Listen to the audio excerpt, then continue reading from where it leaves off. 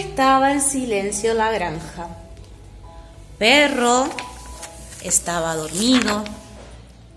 Gata estaba dormida. Vaca estaba dormida. Oveja estaba dormida.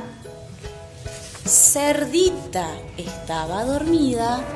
Y todos los cerditos estaban dormidos también. Todo estaba en silencio hasta que... Y Gata se despertó. Vaca se despertó. Oveja se despertó.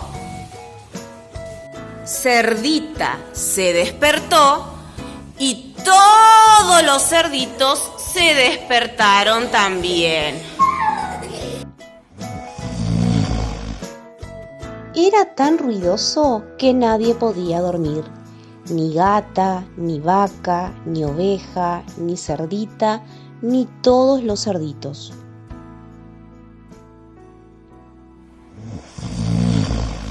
¿Qué hacemos para que Perro se despierte? Dijo Gata.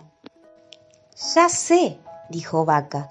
Y Vaca se acercó a Perro y... estornudó en la oreja de Perro. Ya sé, dijo Oveja.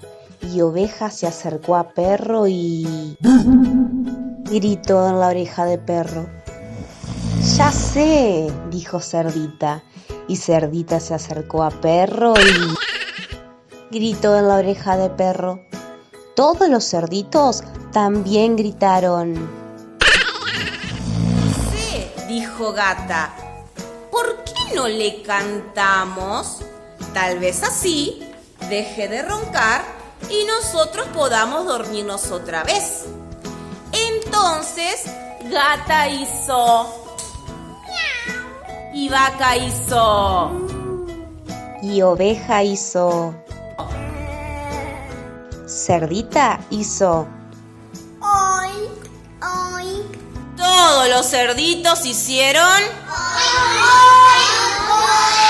Luego, al salir el sol, Gallo se despertó y cantó.